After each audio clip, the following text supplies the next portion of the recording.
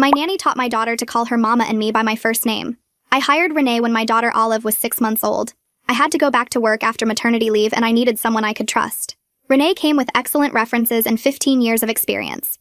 She seemed warm and capable and Olive took to her immediately. I thought I had found the perfect situation. The first year went smoothly. Renee sent me photos throughout the day. She kept detailed notes about naps and feedings. She followed my instructions about routines and schedules. She seemed to genuinely care about Olive and I was grateful to have her. I paid her well above market rate because I wanted her to stay. I gave her paid holidays and sick days. I bought her birthday gifts and Christmas bonuses. I treated her like family because she was helping me raise my child. Things started to change when Olive began talking. Her first word was Dada, which made my husband cry with happiness. Her second word was supposed to be Mama. I waited for it. I practiced with her every night when I came home from work. I would point to myself and say Mama over and over, hoping she would repeat it. She never did. Instead, Olive's second word was Renee. I told myself it made sense. Renee was with her 8 hours a day, 5 days a week. Of course Olive would learn her name. It stung a little, but I understood. Then one Saturday morning when Olive was about 18 months old, something happened that I will never forget. I was making breakfast and Olive was in her high chair. She looked at me and said very clearly, "Where Mama?" I smiled and said, "I am right here, baby." Olive shook her head. She pointed at the door and said, "No. Mama. Where Mama?" I asked her what she meant. She said, "Renee. Mama Renee." I felt my stomach drop.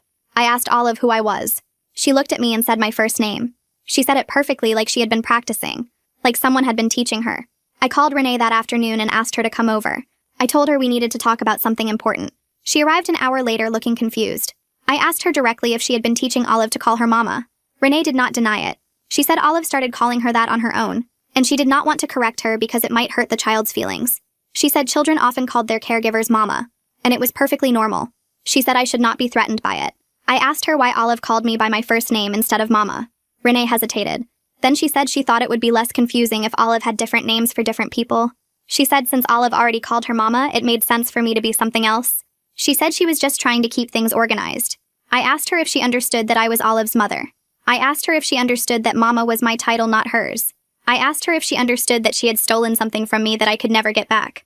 Renee rolled her eyes. She actually rolled her eyes at me while I was confronting her about teaching my child to call another woman mother. She said I was overreacting. She said it was just a word. She said plenty of children had multiple mother figures and there was nothing wrong with that. She said I should be grateful that Olive had someone who loved her so much. I fired her on the spot.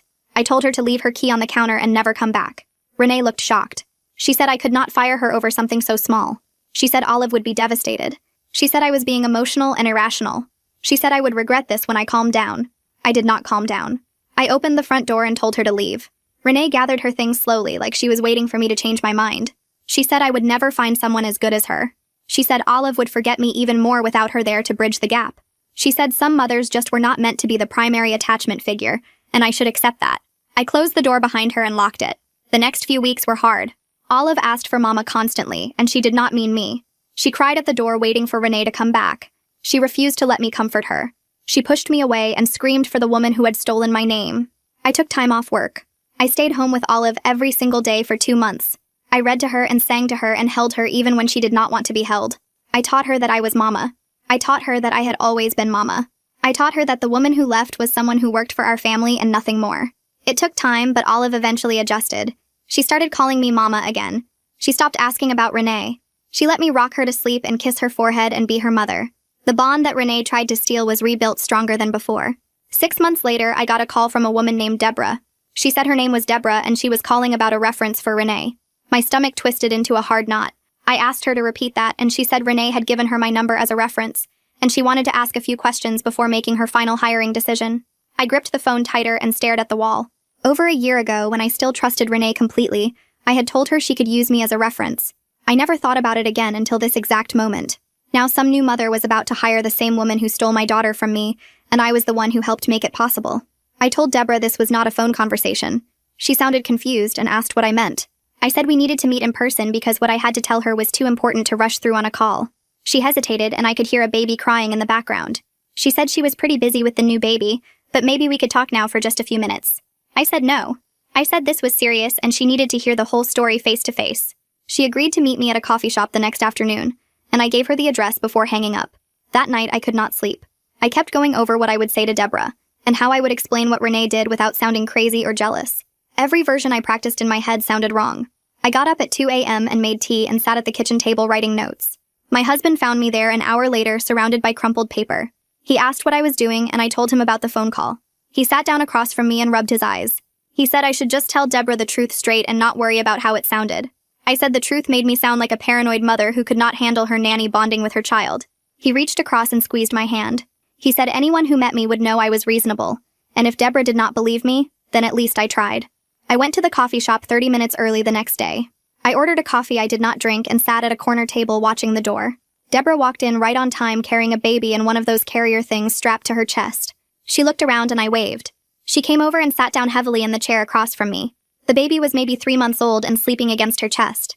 Deborah had dark circles under her eyes and her hair was pulled back in a messy ponytail. She looked exactly like I remembered feeling 2 years ago. Tired and desperate and hoping that hiring the right nanny would fix everything. She thanked me for meeting her and said she really appreciated me taking the time. I nodded and asked how old her baby was. She said 3 months and 2 weeks. She said she had to go back to work in a month and she was trying to find someone she could trust. I felt my chest tighten because I knew exactly what she meant. I started talking.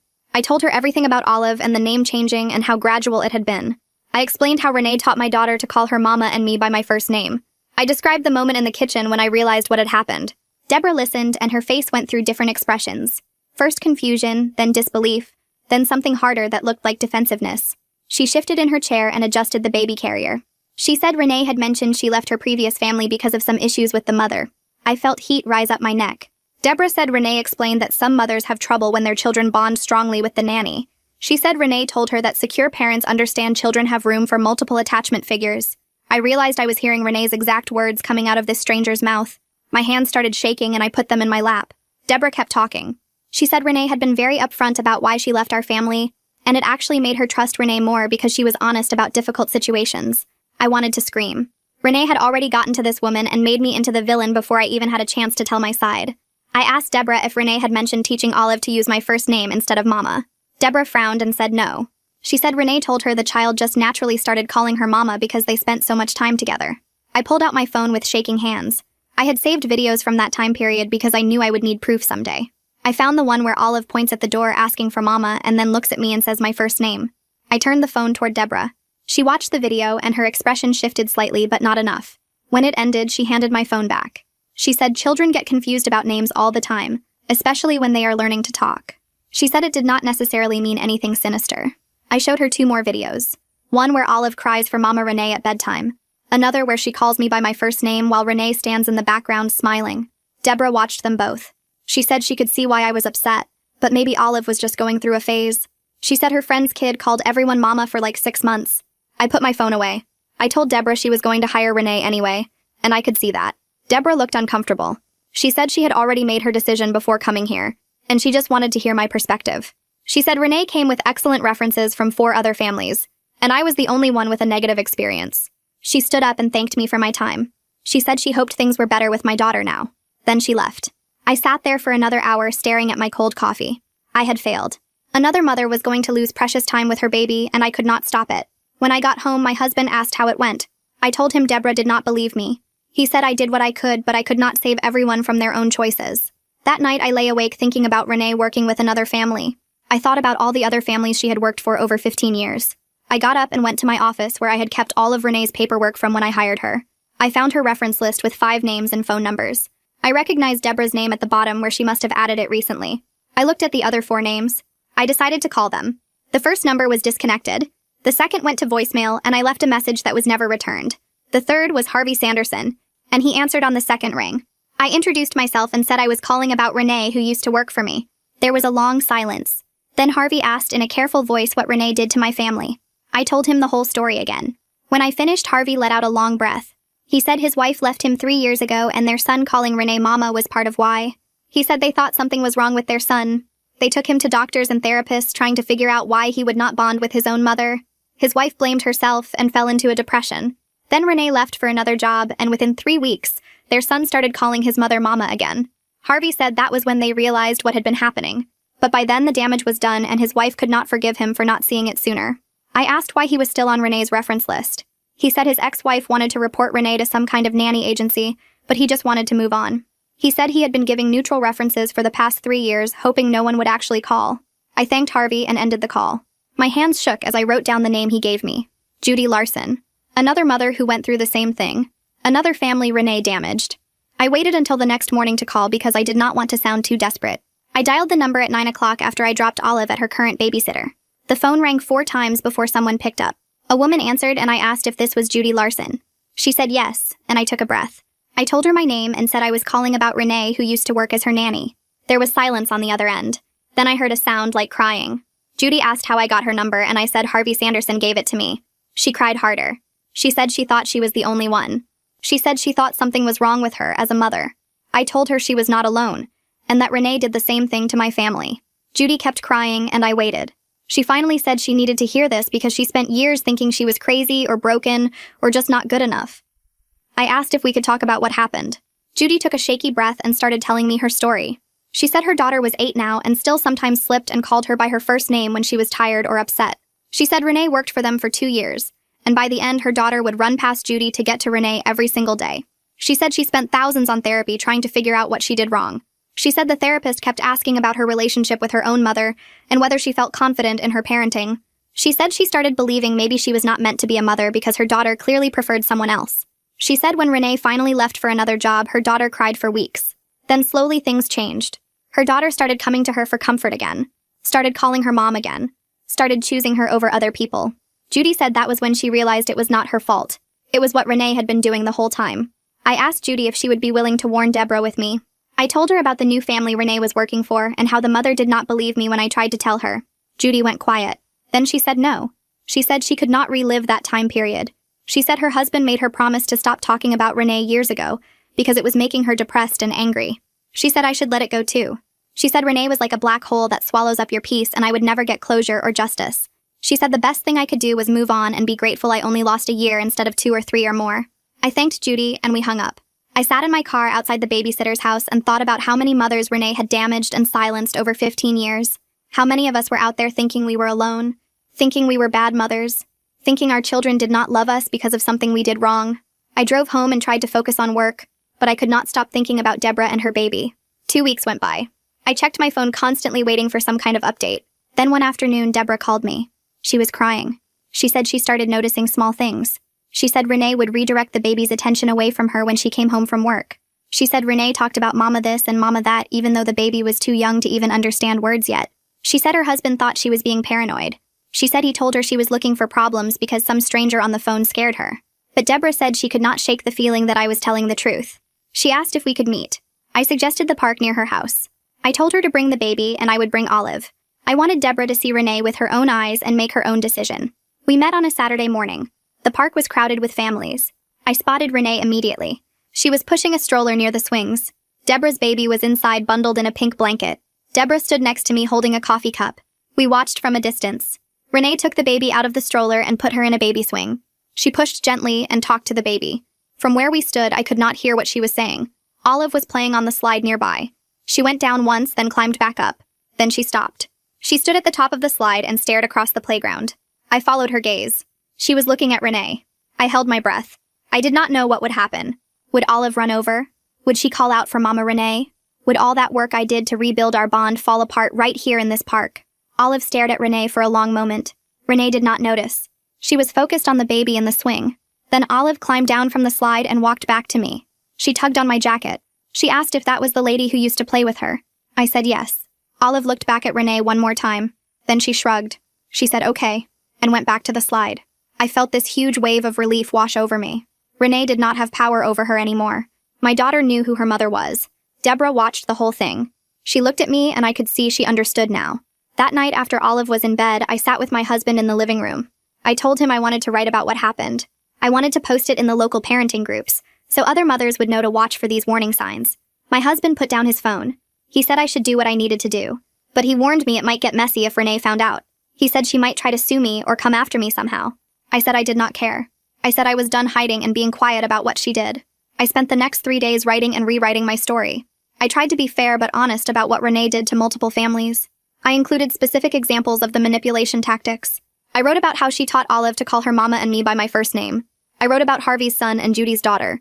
I wrote about the warning signs to watch for, like redirecting children's attention away from parents and using mama as a title for herself. I wrote advice about checking references thoroughly and trusting your gut when something feels wrong. When I finished, I posted it in 5 different parenting forums using my real name. I was done hiding. My post got shared hundreds of times in the first week. My inbox filled up with messages from other mothers thanking me for speaking up. Some said they had similar experiences with different nannies. Some said they almost hired Renee but decided not to after reading my post. 3 more families reached out privately. They said they had similar experiences with Renee but were too ashamed to talk about it before. They thought they were bad mothers. They thought no one would believe them. One woman said her son still had attachment issues at age 10 because of what Renee did when he was a toddler. Deborah messaged me 4 days after I posted. She said she fired Renee that morning. She said she caught Renee teaching her baby to reach for her instead of Deborah during fussy times. She said when the baby cried, Renee would pick her up immediately and turn away, so Deborah could not see the baby's face. She said she watched through a crack in the door one afternoon and saw Renee holding the baby close and whispering "Mama's here" over and over. Deborah said she felt stupid for not seeing it sooner, but she was grateful she only lost a few weeks instead of years like I did. 2 weeks after I posted my story, I got an email from a woman named Sarah who lived in the town next to mine. She said Renee had applied to work for her family, and she found my post while doing a background check. Sarah thanked me for sharing what happened because she almost hired Renee before reading my warning. She said the references all sounded great and Renee seemed perfect during the interview. But after reading my post, she noticed some red flags in how Renee talked about previous families. Sarah said she asked Renee why she left my family, and Renee claimed I was jealous and unstable. That made Sarah even more suspicious because it matched exactly what I described in my post about Renee rewriting the narrative. 3 days later, another mother named Michelle reached out from a different town. She said the same thing happened with her. Renee applied for a nanny position, and Michelle found my post during her research. Michelle said she reported Renee to a nanny registry database that tracks complaints and concerns about childcare workers. She included screenshots of my post and the other comments from mothers who had similar experiences. Michelle said she hoped it would help protect other families even if Renee moved to a new area. I sat at my kitchen table reading these messages and felt something shift inside me. Maybe sharing my story actually mattered. Maybe speaking up helped prevent other mothers from losing time with their babies the way I lost time with Olive. My husband came home and found me crying at the table with my laptop open. He asked what was wrong and I showed him the emails. He read them quietly, then pulled me into a hug. He said he was proud of me for being brave enough to tell the truth even when it was hard. A week later, an envelope arrived at my house with a law firm's return address. My hands shook as I opened it. Inside was a letter from a lawyer representing Renee. The letter said I was sued for defamation, and that my online posts contained false and damaging statements about Renee's professional reputation. The letter demanded I remove all posts immediately, and pay $20,000 in damages or face a lawsuit. I called my husband at work and could barely get the words out. He came home early, and we sat together reading the letter over and over. That night, we had dinner with his cousin who works as a lawyer in family law. I brought the letter and explained everything that happened with Renee. My husband's cousin read the letter carefully, then looked up at me. She said truth is a complete defense against defamation, and I had multiple witnesses who could verify what Renee did. She said Renee's lawyer was probably trying to scare me into silence, but they would have a hard time winning in court. She offered to write a response letter for free explaining why the lawsuit had no merit. 2 months went by and nothing happened. Renee never filed the actual lawsuit. Then Deborah called me one afternoon and said she heard through another mother that Renee moved to a different state. Deborah said word got around in our local parenting community about what Renee did and no one would hire her anymore. She said Renee probably left to start fresh somewhere else where people did not know her history. I still think about Renee sometimes and wonder what drove her to do what she did. Part of me wonders if she genuinely loved the children she cared for, or if it was always about power and control. Did she really believe she was helping by becoming their primary attachment figure? Or did she know exactly what she was taking from us mothers? My therapist says it can be both things at once. She says Renee might have truly cared about the children while also needing to be the most important person in their lives. My therapist says that does not make what Renee did any less wrong even if her feelings were real. I am slowly learning to accept that I may never fully understand what motivated Renee, or why she thought it was okay to steal something so precious from multiple mothers.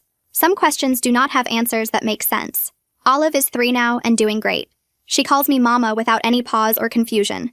Sometimes when we are playing, she mentions the lady who used to watch her before her current babysitter. She does not remember Renee's name anymore, and she does not ask about her. Olive just knows there was someone else before, and now there is someone new. Our current babysitter is wonderful and respectful of boundaries. She encourages Olive to talk about Mama and Dada, and makes sure Olive knows who her parents are. I learned to be more careful about who I trust with my daughter. I learned to speak up immediately when something feels wrong instead of waiting and hoping it will get better on its own. I learned that protecting my family sometimes means being uncomfortable and standing up for what is right even when other people think I am overreacting. Our family healed and grew stronger through this whole experience, and I am genuinely happy with where we are now.